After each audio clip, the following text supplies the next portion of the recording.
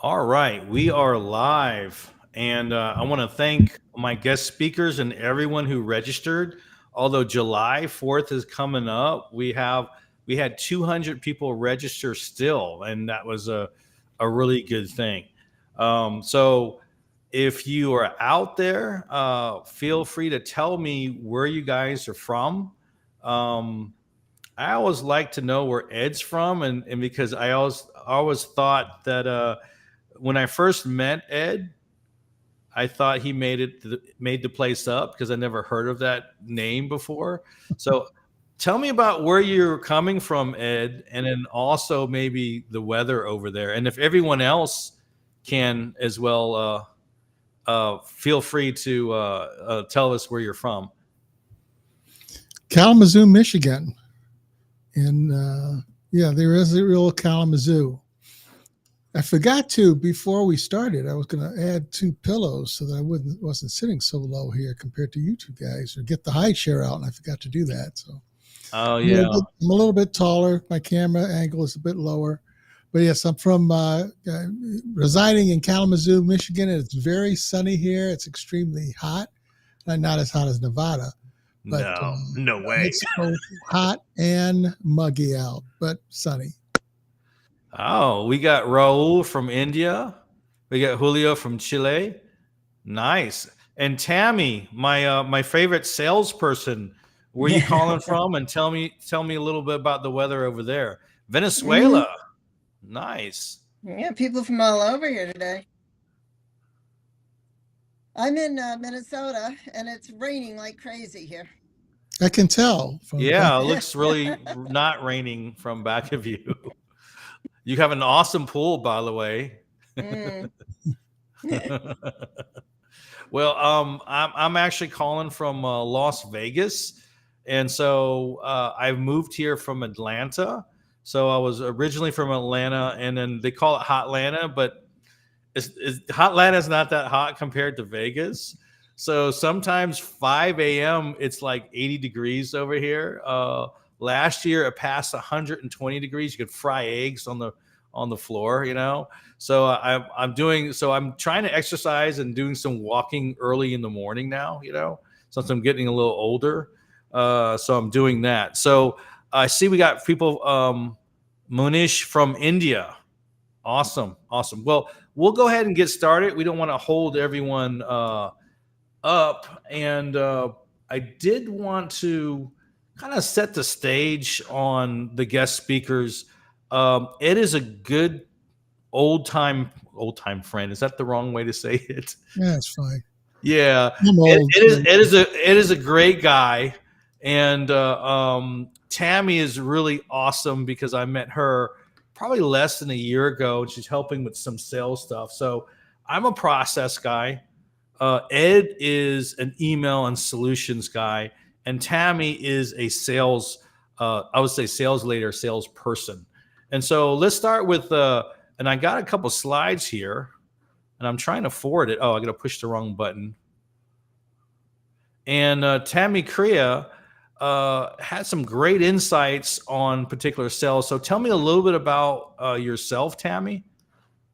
Yeah, basically, I've been in sales and marketing for over 40 years, and a lot of online, a lot of high ticket closing, and a lot of sales conversations.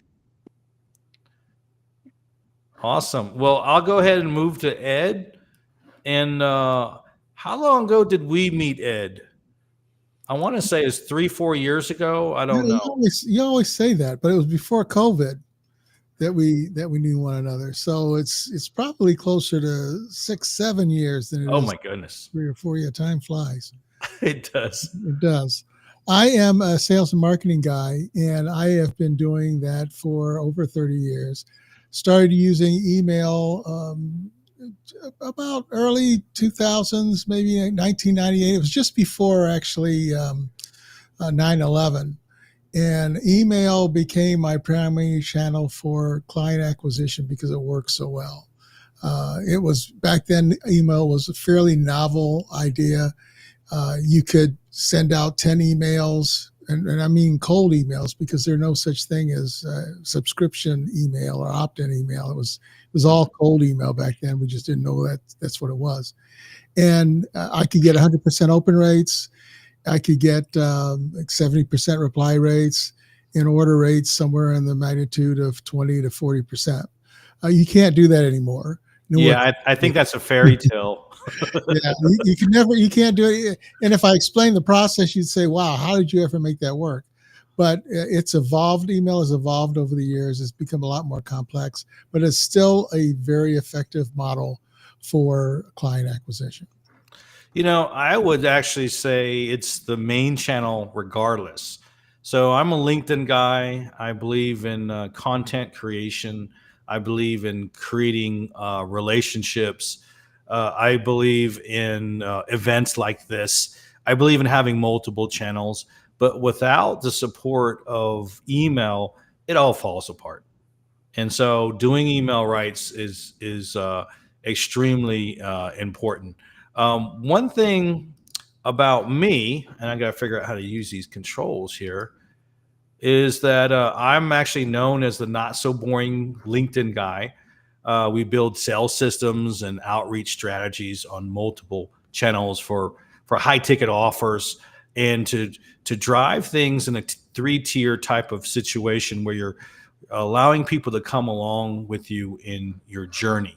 And so the more people know you, the more people that like you and that they need what you have to solve a problem. Those are the kind of trifecta items to actually bring in some of these clients. I was in the United States Army. You can see this word Swissipino. I used to be the #1 Swissipino game designer in the world before my LinkedIn business. That was actually my pickup line at the bar as well. My mother's from Switzerland and my father's Filipino, so I'm of mixed race here. And I'm a single father, was in the United States Army. I have about 1,000 IT projects underneath my belt. And we had an issue getting clients. So we were doing really well until the world started flattening out. And so we had to use LinkedIn and different LinkedIn channels to kind of build some of those relationships. We're not going to get too much into a lot of different channels. We might talk about components of the online events because that's what we're concentrating on here. And that's one of the most important channels you can have.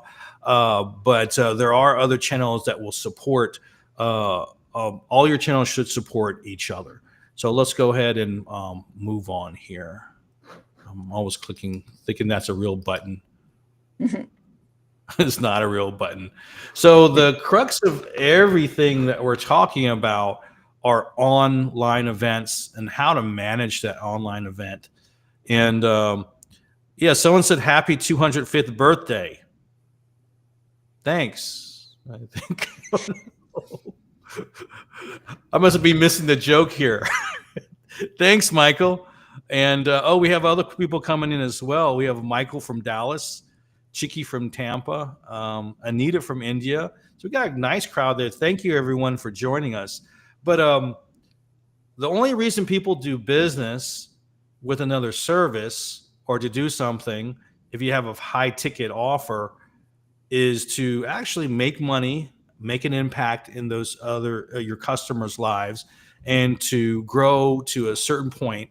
And so I like to think about how would it feel? Could you imagine just some extra money coming in every single month, whether it be 5, 10, 20, or 30K a month? How would that impact your business? Could you envision that in how it would drive business, make your life a lot easier, and just clear up a lot of things with your business in your mind? Because when you have the bills taken care of, a lot of times that frees up time, which adds a lot of clarity. What if someone could do this for you and then show you how to take it over very easily? Now, we're not going to get into too many complications, of all the details, and we'll show you some of the details.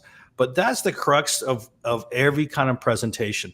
So one thing I would like to talk about and have Tammy kind of enforce that is Tammy, remember we had the event last month, and we Yep. did that as a trial just so we can track stuff. And I tend to get between 200 and 1,000 people every single month. This one's 200, and it's 200 for a reason, because July 4th is coming around. It's very low. Absolutely. Yeah. But you don't need those many people to convert. I don't know if you remember, how many people did we have interested on the last event? I'm pretty certain it was 37. 37 people. 30 people that showed interest and actually responded. We got email addresses. They wanted us to reach out, give them information. Honestly, though, I've seen people sell 3 deals and have 10 people on. I mean, Tell us about that. It's not about numbers. It's about the engaged audience and what you're offering. If you're offering something people want, and it's that way with any sales. You can have 2 people on and sell 2 deals if both of them want what you're talking about. Yeah, and a lot of times, even if they can't get exactly what you want, there are other ways to work with them as well. Of course, there's And always so, other ways to work with people.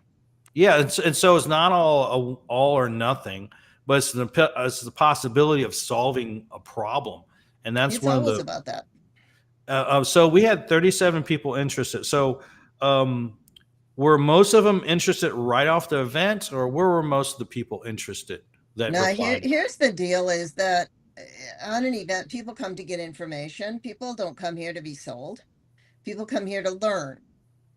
So if you're going to run an event with the idea of it being a revenue generating tool, that comes back around to email, just what you were talking about before.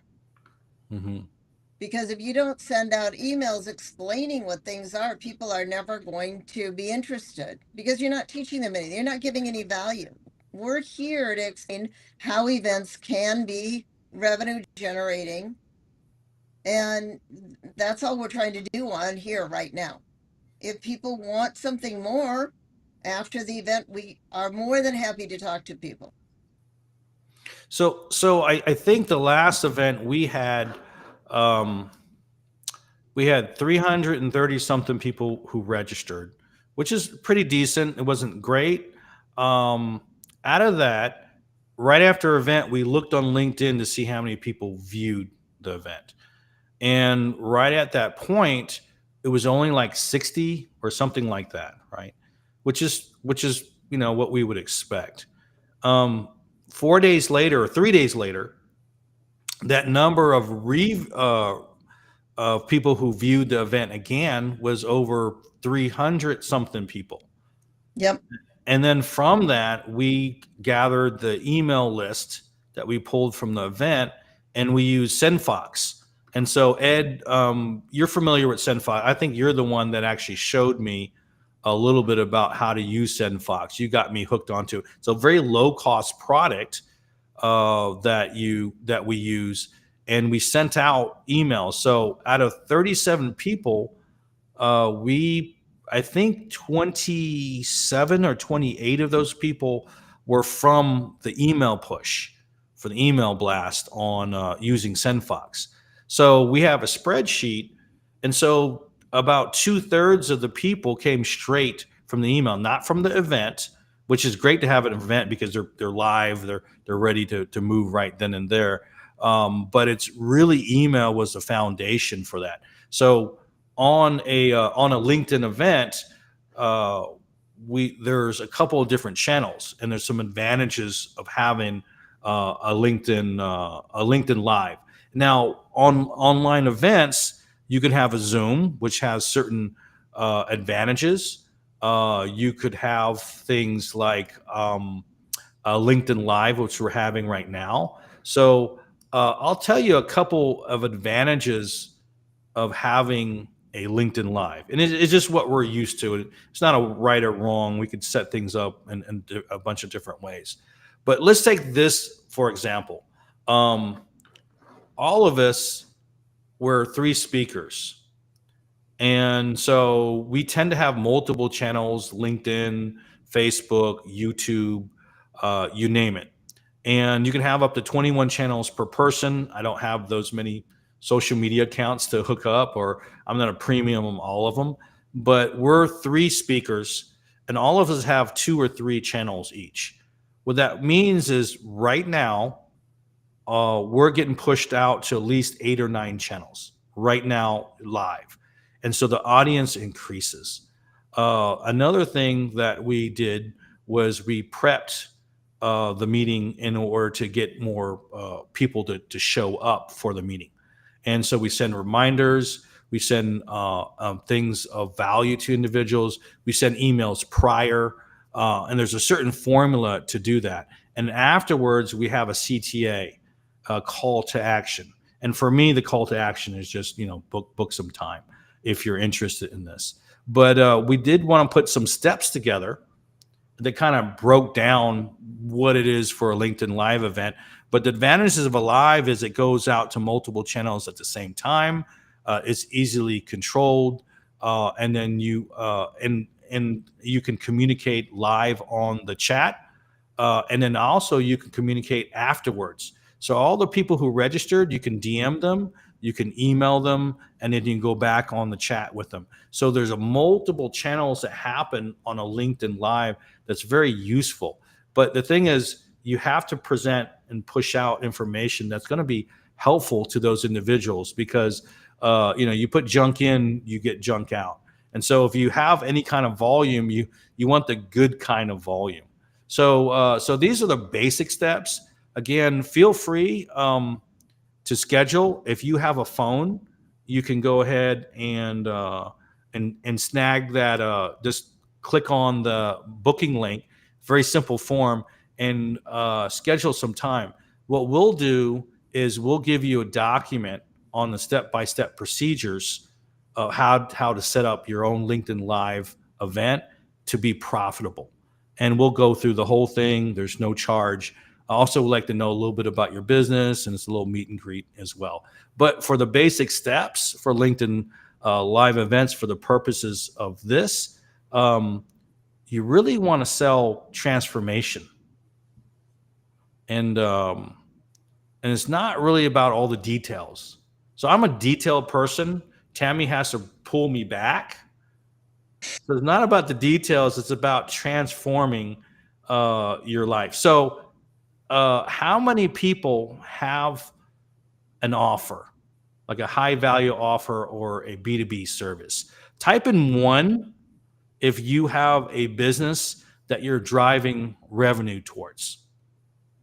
And I know we have a 10-second delay, so I'll just say great. A lot of people have businesses. So if you can type in 1, and just so I know that there are people here that could use multiple channels or a single channel that can drive business. And if you have a high value offer, what would it look like if you could sell an additional high value offer once a month on top of what you're doing?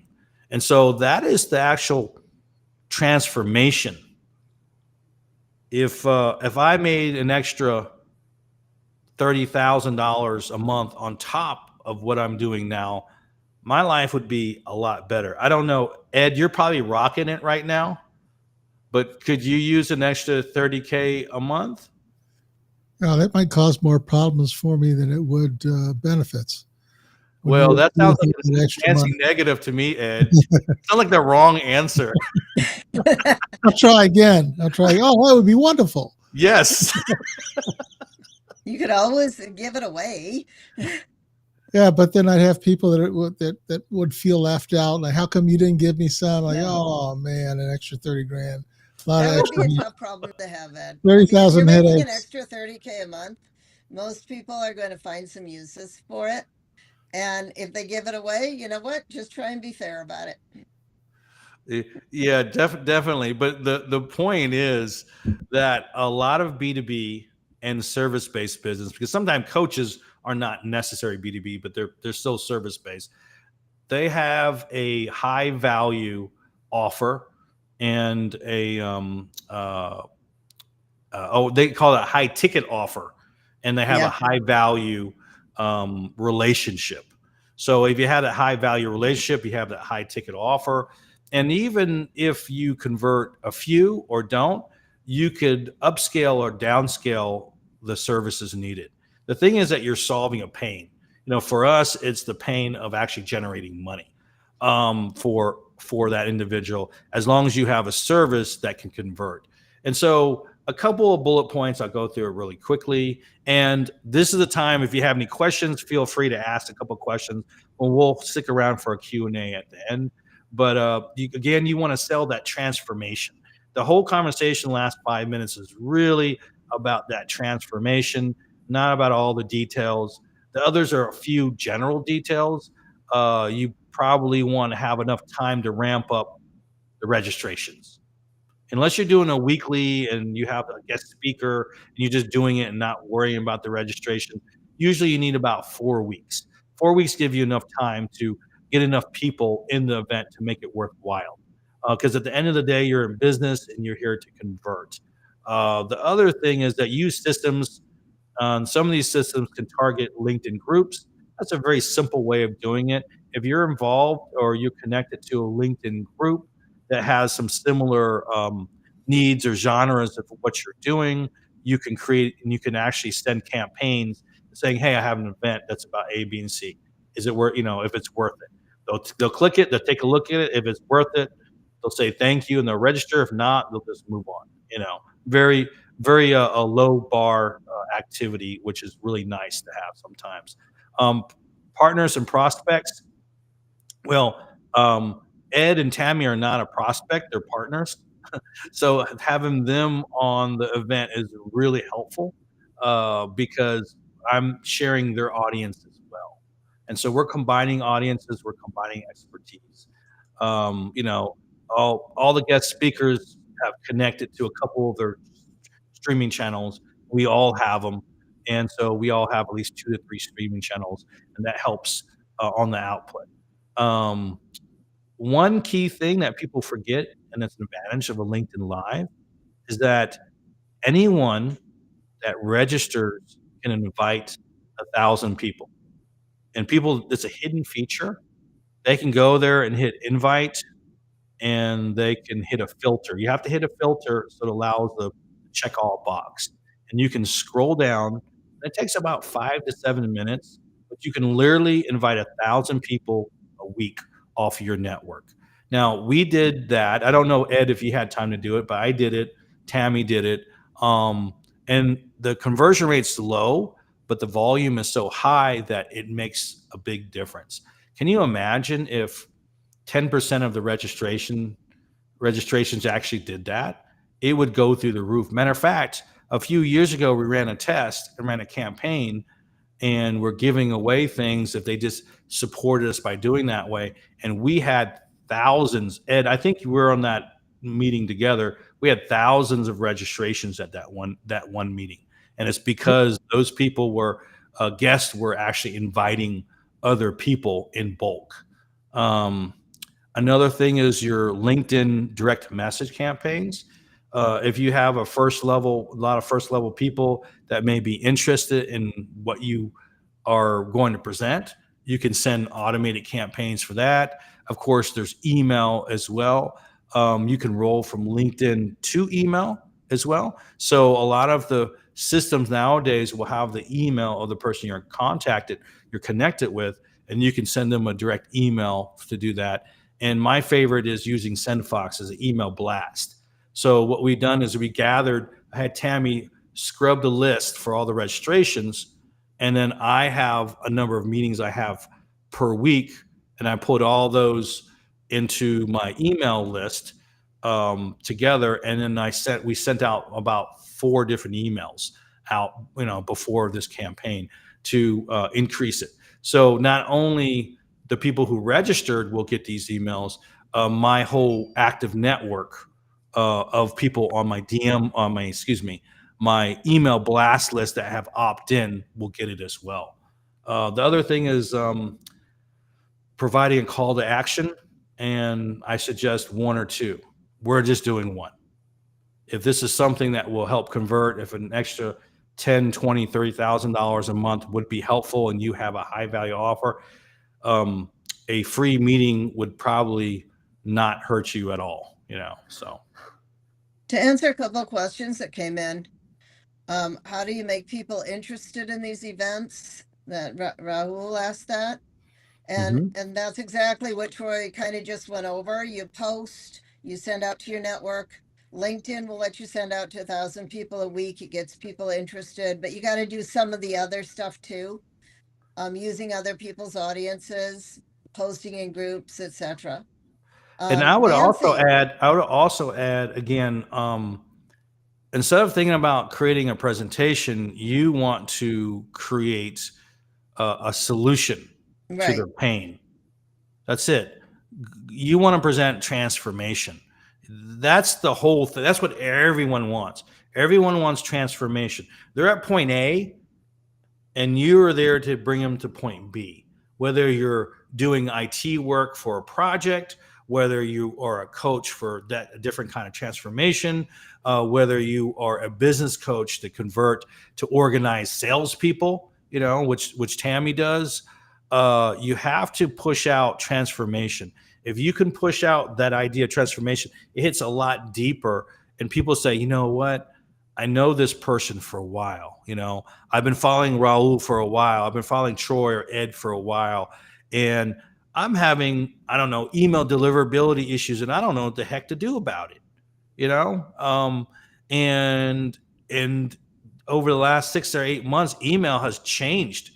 Yeah. Ed, I mean, you can speak on that. It has changed quite a bit because where you had a lot of stuff that was going in an inbox, I think a lot of it goes into a black hole now. I don't know. What's your thoughts on that, Ed? Yeah, a lot of it is going to promotional inbox. A lot of emails are going into spam, and it is becoming harder and harder to get emails delivered. I did have one quick question for you, though, Troy, because I think we were kidding around a little bit about an extra $10,000, $30,000 a month. Like, who wouldn't want an extra $20,000, $30,000 a month?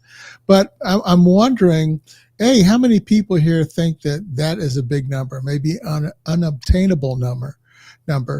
And I think it's important to emphasize that it is a big number, but it's certainly a realistic number to achieve. Oh, yeah. And it's realistic for a number of reasons. It's easier to sell a $10,000 deal or a $20,000 deal than a $2,000 deal. People say, what? That sounds crazy. But have you ever had $1,000 a month client, and then 7 days of starting with them, they want to convert that $1,000 into $1 million? Well, that is ridiculous, because people that are used to transformation are used to paying. And when people pay, they pay attention. So $1,000 client is not going to pay attention. A $10,000 client will. And so paying attention leads to execution. And so although you may have a done for you service, there's certain things that the brand or that individual will have to do to sell. So it does make sense, because if you have an offer, say it's 10 grand, I'm just using, even numbers. If you have an offer that's $10,000 and it transforms their life with the value of $100,000 over a course of time, it makes economical sense. And the person who's going to spend $10,000 knows that. That is the type of customer that knows that you can convert them and bring them to the next level. If not, they would, those people would not exist. I'm sorry. Does that make sense, Tammy and Ed? I don't know if you agree with It me or totally not. makes sense, because it is if the product is right for the right person, it doesn't really matter what it costs. Yes, budgets are important, but if you know that you need something, you're going to do anything you can to get the money together to get that thing, because it's going to pay off 5 times, 10 times over down the line. The other Yeah. issue is, if something is priced too cheaply, what's it really worth? I mean, if someone is promising you the moon and the stars and they're going to charge you $200 for it, what are you going to get? Are you going to get a cardboard cutout? I mean, people have to know that you're going to provide value as well. I definitely agree. I know we have some other questions here. Yep. So what are you considering high ticket? Well, that's a great question. I consider high ticket minimum of $1,000 a month. And pretty Uh, much in the industry, high ticket is 5,000 and up. yeah, yeah. Well, if you have 1,000 a month, if you're looking at lifetime value, it's usually over 5,000. So Right. maybe I should have redid it. Yeah. We have a high value offers around 12K, and ours is a one time type cost for some of our programs. I do things a little bit differently because I want to teach and hand this over to their team. If they don't have team, we want to provide teams and things like that. So yeah, that's what a high ticket offer. Raul had another question. Um, what can I do to build credibility in my events so that people will not hesitate to join? I think for me, the most challenging would be making someone join my event since I haven't started one yet. Well, you know what? That's an actual illusion, um, because oh, I'm figuring out how to use the software. That's an illusion, Raul, because the this is the thing. When you first did something like your first website, were you like the best at it? You're like, were you like the top 1% the first time you built your first website, Raul? No, you probably kind of sucked. To be honest with you, right? You probably had some good ideas and you thought it was good. And, because I was a developer and a designer back in the day, and I thought I was really good at some point, and I was pretty good. But then I saw something that blew my mind. It was back in the day. They had something called Habbo Hotel. It's not important what it is, but it was a game thing. It was a 3D multi-user world, right? And it was the early days of we can do that on the. I couldn't figure out how they did it. Had no clue. Well, because I didn't do it before. So the best thing you can do is start. Start with value. How do you have that transformation? How can you present that transformation, and how can they get to know you as a person? You notice at the beginning of the event, I told you a few things. I said I'm a single father. I was in the army, and someone said happy birthday 250, and then they explain it. The army is, oh, I get it, I'm a little slow, right? Thank you very much for that, by the way. I was a developer and I was a designer. All those things get people to know you. And so at the beginning of the event, you do want to present yourself as a human to be relatable. And the second thing is, again, transformation. How can you present information in a way where they envision that transformation? By doing that and showing them basic steps, it helps out a lot. If you do the things that I did wrong in the past, is get into all the details, you'll lose them. Because Raul, you're the expert in your own field, and they're at third grade level. They're not slow. They're just not experts in the area that you are an expert in. And so you can't really talk about all the little details because they're not going to be able to follow that, and they'll just get distracted. Even this presentation, you see how simple it is.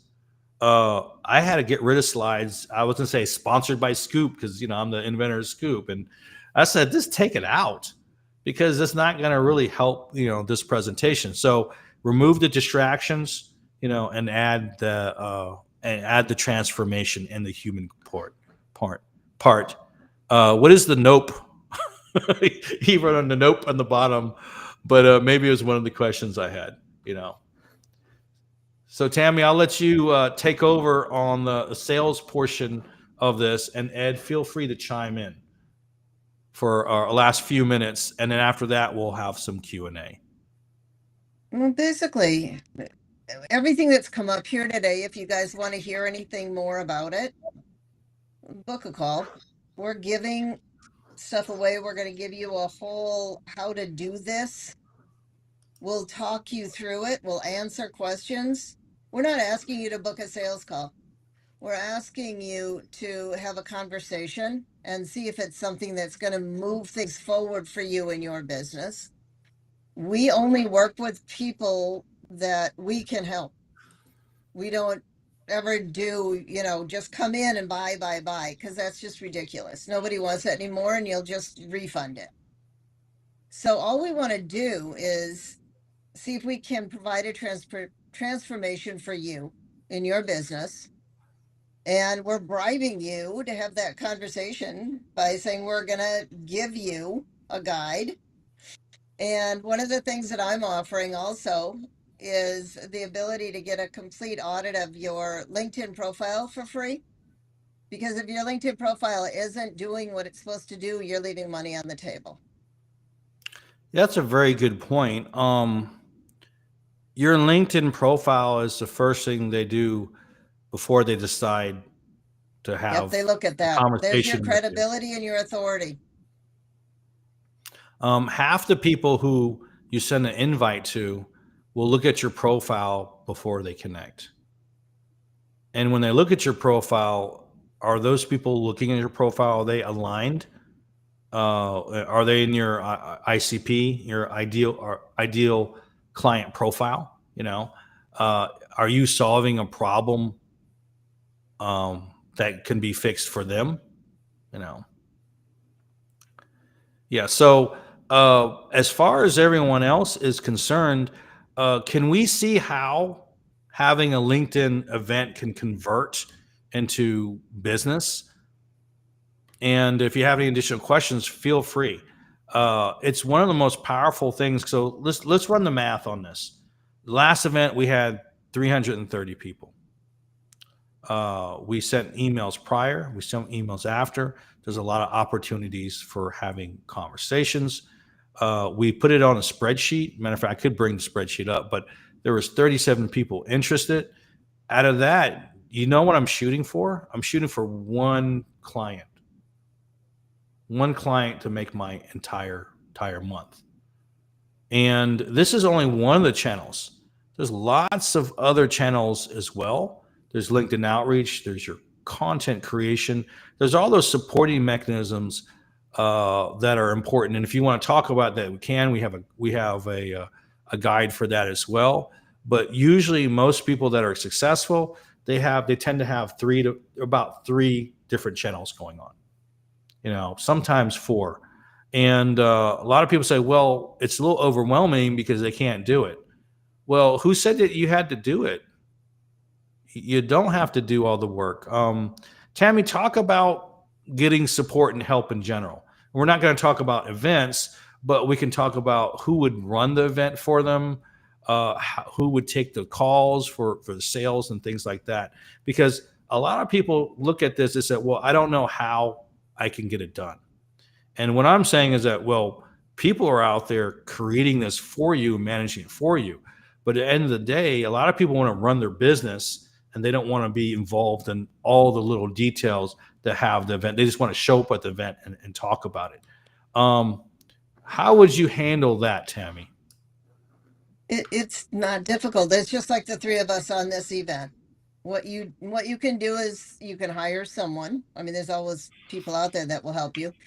But you're better off reaching out to people that have a similar kind of skill set, but a little bit different than what you have. Invite them to partner with you. That's just what Troy and I ended up doing. And then figure out what they can do. Can they invite people? Can they run an event? Can they set up the live stream? Can they do email? What do they bring to the table? You combine. And yeah, then I think most people really need at this level 3 things. Good partners in general. Yeah. Okay. And you talked about that. A good VA or set of VAs. Oh, yeah. And then I think a lack of closers on their deal. Oh, well, closing is something that every business should have, whether they have an event or not. Oh, I you'd be mean, surprised how many people don't have them, though. well, that you should, because you are too close to your business most of the time to close effectively. Generally, hiring a professional closer is going to increase your close sales and your bottom line by anywhere from 10 to 50%, depending on where you're at in closing sales. That's something, if anybody wants to reach out, book a call with Troy, I'll be on those calls. And I have a whole network of closers that we can bring in that work on commission. So it And just depends on what you have. let's talk about VAs as well. Mm-hmm. And again, if you want, this is the booking link. Put your phone up and just scan it, and then feel free to schedule some time. I'll leave this up there. But let's talk about VAs. So a lot of people think VAs just do stuff. But if you work with a team like us, for example, that will create the SOPs for your VAs. We'll run introductions to VAs. We'll introductions to commission only closers. Those are things outside that you can build out your team. And then what are VAs good for? Well, different VAs are good for different stuff, but content creation is a big part of it. Managing an online event like this is a big part of it. All the mechanics to drive those people are a big part of it. And a lot of this is instructional. SOP, a service operating procedure, a quick document that's created to show them the step-by-steps could be presented and provided to that VA, and they can run the event for you. It's not very hard. It's just about doing it right. No question about that. And SOPs are incredibly important because human beings don't just know. Rahul, it's kind of what you said. I've done an event before. Well, if a VA's never run an event before, if you have a document telling them exactly what they need to do to make it work, they'll be able to do it. But if you don't, it'll be a disaster. Yeah. and this is the thing about disasters. Once you do make a mistake, people are very forgiving. Yeah.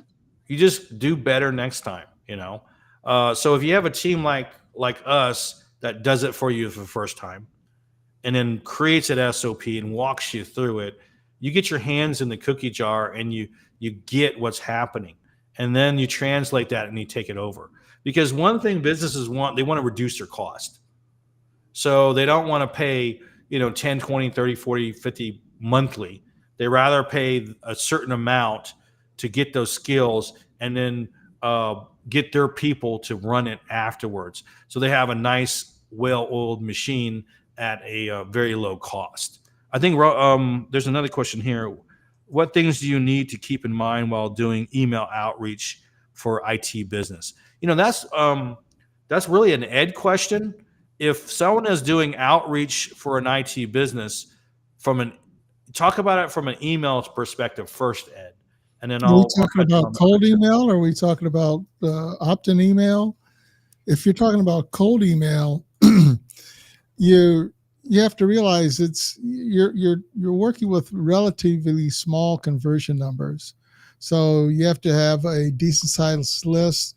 You need to try to find out if they have an interest at all in what you're selling.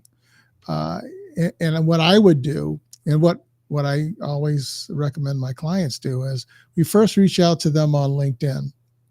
And if you can, connect with them on LinkedIn. At the very least, engage with their content. When you're sending an email, you want the other person to know who you are. Otherwise, you just want as many emails that's coming in.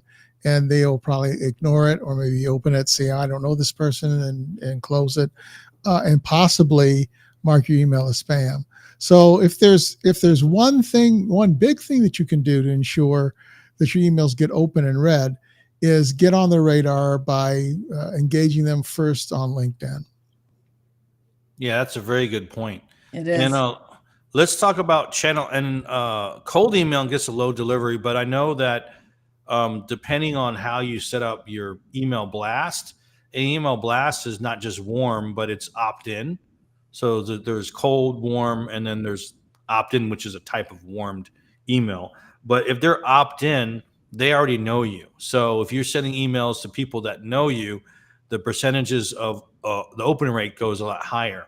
Now, if you send a lot of them, they end up dropping a little bit, but all my open rates for my email blast are 40 to 60% open rate. Now, the click-through rate's a lot lower. It's between 1 and 3%. And that's why you need a little bit of volume on that. So you need to set up an opt-in list for people that actually want to get, information from you. And then they also have to have a benefit. So when you're targeting, and like Ed said, if you're targeting a cold email list or any kind of list, you want to target them and not everyone. And you don't want to throw everything in the kitchen sink in there. You want to be very specific that this type of person really needs your help versus making a shotgun blast and hoping something will stick on there. Other channels, like Ed mentioned, content creation. I create between 3 and 5 pieces of content. A lot of it's story driven. And I tend to get between 200 views to 70,000 views per post, right? And most of them end up closer to about 1,000 views per post. And I had a meeting with someone that had a third size of my network, and she's getting 20,000 views per post. So it really, the numbers don't always matter. The conversions do. So you get a lot of likes and a lot of views, and it doesn't convert. So what you need to do is when you provide content, have a story driven and provide some value. What's value? Let's talk about value. Well, it's not what's valuable to us, it's what's valuable to them. Sometimes it's making them laugh. Sometimes it's answering a question. Sometimes it's making them think. Sometimes it's seeing that you are like them. People like to work with people like them. So if they see that, oh, he's a family man, I'm a family man. Oh, he's doing certain things. Oh, I get him. If they can get you, then the conversions are a lot easier. Now, the numbers don't make much of a difference because even having an event like this and it only has X amount of people on it, you still get good conversions. As I mentioned before, it's not all about the live. It's about the replay. It's about the emails. It's about all those things together. It's about solving that problem, and then also providing that transformation. Raul said, "Thank you, Ed." Not to me, but to Ed. You're welcome. We're hitting that. We're in the FAQ section, so we'll hang out for another minute. I don't know if you guys have any last minute words or anything like that, but this right here is the QR code. Feel free to schedule some time. There is no sale. We'll give you a guide. We'll walk you through on how to create an event. If you want to ask about other channels, then we're fine with that as well. We have different guides for different things, but by far, LinkedIn events and an online event, and for us as a LinkedIn Live, convert pretty well. Even if it doesn't convert 1 month, and if it converts the second month, you're in a much better position. So think about how to move your $5,000, $10,000, $20,000, $30,000 business and doubling that. Think about that. What is the value of that? Then that's why I'm asking you to potentially schedule a meeting if it makes sense to you. Tammy and Ed, any last words? I would just say that don't be afraid to ask for help. This is a really solid strategy. It's easy to look at the big picture of this and figure, well, I can figure this out. I can do it myself. Ask for help. Get out your phone, point it towards the QR code, turn on your camera, push the bit.ly link, schedule the appointment. It's a lot easier if you get help. There's a lot of little details to this process that if you don't get right, the whole thing collapses. So you want to work with somebody that has experience doing this stuff. And I've worked with Troy for 7 years, maybe 8 years, and he understands how to put on a really good event. He's been doing it for a long time. I'm kind of jealous of the numbers that he's able to get. I would certainly reach out to him and pick his brain at the very least. And if not, if you have the money to work with them. Thank you, Ed. Ed is a great hype man. I tell you, I like Ed a It's the lot. truth. It's the truth. Well, I'll say this: if you are networking in your business, um, I'll give you a little secret. I have over 30,000 connections. So if you're networking and you need some advice, or you're thinking about partnering, yeah, it might make sense for you to schedule some time. I'm always here to support where I can. And at the end of the day, you've met someone new, and then you never know who knows what, because most business does not happen in a straight line. We talked last time how Tammy and I met. We met through another individual, through my system. So my system reached out to that individual, and that individual said, you should talk to Tammy. That's pure networking. That's system on top of networking. I'll tell you a story about our SaaS product, Scoop. We used our system to get some initial traction. And that system reached to one person that said, hey, I'm a reseller. Let me just buy your software. By the way, I know this other guy that's a bigger reseller. So 3 months later, he introduced me to that. So it was a system talking to the person, me talking to the person, him networking me to another person, and he bought maybe $300 of licenses. He says, hey, I know another guy that's a bigger reseller. And if I didn't know person one, I would have known person two, and I wouldn't have known person three. Now I am on the fourth person, which is he has a whole community, and he's going to drive business in a certain way. And then from knowing him, it allowed me to have some push in some other areas to help some of the things out that we're doing for business. So business is never a straight line. It's about supporting and helping each other and figuring out what works for everyone. Hey, you don't have your calendar open enough. People are trying to schedule and they're saying they can't get one there, Troy. They can't get one? Yeah. Try next week. Let me see here. Maybe a technical issue has happened. I'm going to go through it right now. Seriously, with the idea of reaching out, all people are going to do is say no. But if they say yes, you never know what wonderful things are going to happen. And even if someone says no, ask them if they know anybody else you can talk to. Networking is the very best, the cheapest, and the most effective way to build a business. You need other avenues along with it, but it's a base for meeting the people that are going to elevate you and without a doubt help your business grow. Yeah. I'll say this much. I just pushed on the thing, and I'm able to get some time on it. So when you click on the link on the QR code through your phone, just make sure you click on the little link that it shows, and then it'll show you some times available. And then by doing that, you can select a number of times this week and next week. So maybe people are just don't know what's going on with that. Ed, you want to give it a try real quick? Yeah, I'm doing that right now.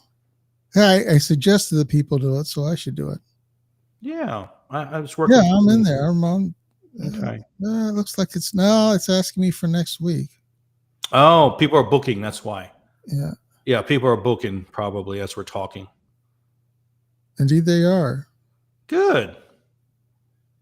Yeah, we want to talk to people. Yeah. Yeah, do it now. Otherwise, Troy's calendar is getting filled by the second. Yeah, that's probably. Claudia, if you can't get an appointment, just go on my profile or on Troy's profile and send a DM, and we'll fix you up.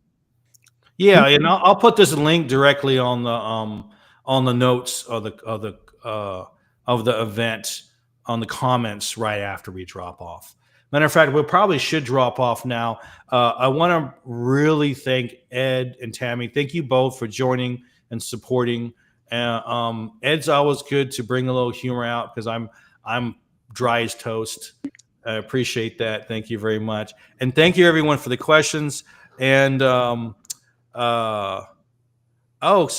Claudia's having issues. So what I'll do is I'll reach out to Claudia. Claudia, send me a connection invite and I'll accept it right after the meeting. And I'll send you a direct DM for a different link, and it'll have some different options. All right. Thank you very much, everyone. Unless there's anything else, I'll go ahead and drop off.